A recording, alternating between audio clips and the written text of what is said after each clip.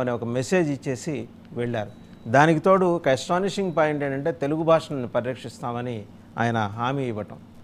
ఇక్కడ జగన్మోహన్ రెడ్డి గారు అమిత్ షా ఉన్నంత వరకు, బీజేపీ ఉన్నంత వరకు ఆంధ్రప్రదేశ్లో తెలుగు భాషను పరిరక్షిస్తాం.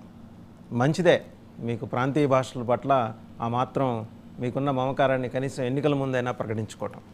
సరే, సబ్సిక్వెంట్గా జరిగిన డెవలప్మెంట్స్ మొత్తానికి కూటమిలో కొత్త ఉత్సాహాన్ని నింపాయనే దాంట్లో ఎలాంటి సందేహం లేదు. ఈ అంశానికి సంబంధించి డిబేట్లో మనతో పార్టిసిపేట్ చేస్తున్నారు డివి శ్రీనివాస్ గారు, political analyst and senior journalist. నమస్తే. అలాగే రామ్ కుమార్ గారు, బీజేపీ అధికార ప్రతినిధి. ఇంకా తిరుత్తణి వేణుగోపాల్ గారు, వైసీపీ అధికార ప్రతినిధి. అలాగే జగడం సత్యనారాయణ గారు, తెలుగుదేశం పార్టీ సీనియర్ నాయకులు. టు స్టార్ట్ విత్ డివి గారు, నిన్న అమిత్ షా మొత్తానికి బాగా ఆక్సిజన్ని కూటమికి గట్టిగా ఇచ్చి వెళ్ళినట్టు అనిపిస్తుంది. ఎందుకంటే చాలా ఎంకరేజింగ్ స్పీచ్ అయితే కనిపించింది దాంట్లో. అన్నింటికి మించి తెలుగు భాష గురించి కూడా ఆయన మాట్లాడటం. ముందుగా మీకు 99 వీక్షకులకు, ప్యానల్ మిత్రులకు అందరికీ గుడ్ మార్నింగ్.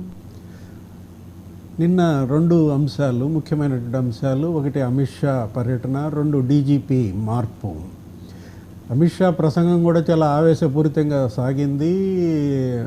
రౌడీ రాజ్యాన్ని అంతం చేస్తామని, గుండాగిరిని అంతం చేస్తామని, నేరగిరిని అంతం చేస్తామని, ఎందుకోసం తాము పొత్తు పెట్టుకోవాల్సి వచ్చిందో కూడా స్పష్టమైనటువంటి వివరణ ఇచ్చిన పరిస్థితి.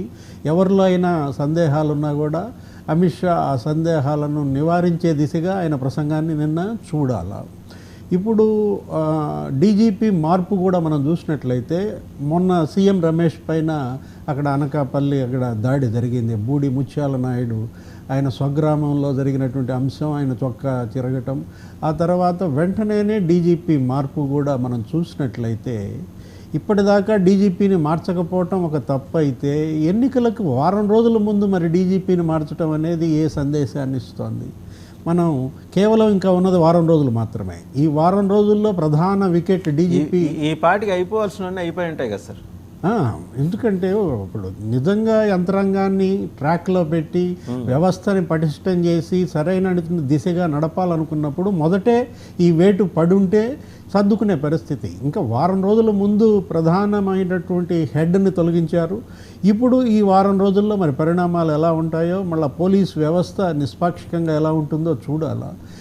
ఈ అమిత్ షా గారి ప్రసంగం తెలుగు భాషని మేము మళ్ళా పునర్వైభవం తీసుకొస్తామన్న ప్రసంగం మనం చూసినట్లయితే, ఆంగ్ల మాధ్యమం దిశగా జగన్మోహన్ రెడ్డి వెళ్తున్న దీంట్లో ఆయన ఇంగ్లీష్ మీడియం ప్రజలకి విపక్షాలు దూరం చేస్తున్నాయి, నేను ప్రైమరీ ఎడ్యుకేషన్లో ఇంగ్లీష్ మీడియం తెస్తున్నానని జగన్మోహన్ రెడ్డి చెబుతున్న దీంట్లో దాన్ని టార్గెట్ చేయడం కోసమే తెలుగు భాష ఔన్నత్యం గురించి దాన్ని పరిరక్షిస్తామని అమిత్ షా చెప్పినట్టుగా మనం చూడాలి.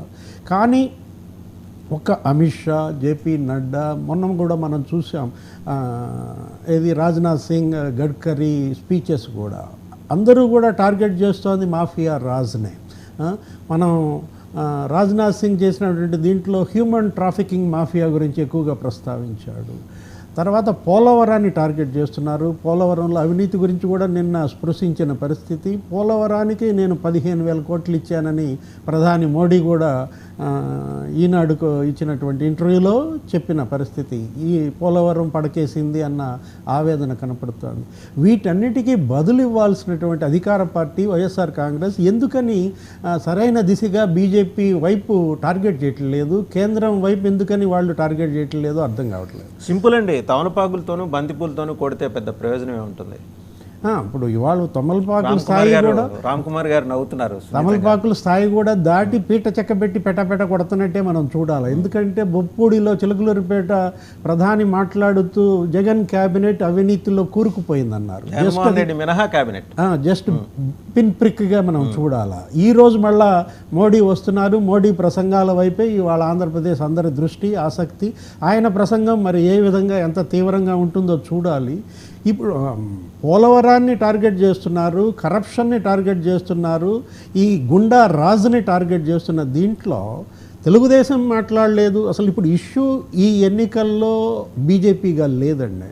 ఈ ఎన్నికల్లో ఇది సెంట్రల్ సబ్జెక్ట్ ప్రాతిపదికన ఎన్నిక జరుగుతున్నట్టుగా కనిపించటం లేదు. ఇదంతా కూడా స్టేట్ సబ్జెక్ట్ ఓరియంటెడ్గా ఎన్నిక చూస్తున్నారు.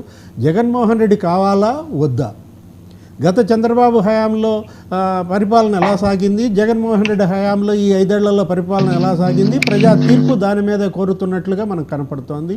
నిన్న అమిత్ షా ప్రసంగంలో కూడా చూసాం, చంద్రబాబుని ఆయన చాలా పొగిడినట్టుగా మనకు కనపడుతోంది. ఏది, ఉమ్మడి రాష్ట్రం ముఖ్యమంత్రిగా ఆంధ్రప్రదేశ్ని ఆయన నంబర్ 1గా ఉంచాడన్నాడు. విభజిత రాష్ట్రంగా ఆంధ్రప్రదేశ్ని ప్రగతి పదంలో పరుగులు దించానని అన్నాడు.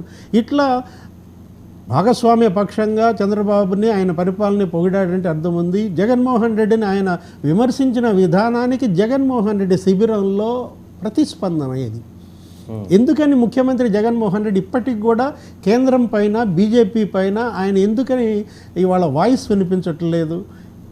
ఇప్పుడు ఇవాళ వైఎస్ఆర్ కాంగ్రెస్ పార్టీలో నంబర్ 1 జగన్మోహన్ రెడ్డి, నంబర్ 2 విజయసాయి రెడ్డి, వాళ్ళిద్దరూ కూడా మరి ఇవ్వాల్సిన రీతిలో బీజేపీని టార్గెట్ చేయకపోవటం, ఏదో సజ్జల రామకృష్ణారెడ్డి గారు ఒక్కళ్ళే వచ్చి మాట్లాడారు. ఏమని, అమిత్ షా ఆరోపణల్లో పసలేదనో ఏదో అన్నారు.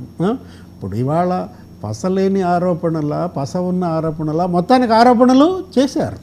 వాటికి సమాధానం చెప్పాల్సింది ముఖ్యమంత్రి జగన్మోహన్ రెడ్డి. మరి ఈరోజు ఆయన ప్రసంగంలో, ఆయన ప్రచారంలో జగన్మోహన్ రెడ్డి గారు ఎటువంటి సమాధానం చెప్తారో చూడాలి. రామ్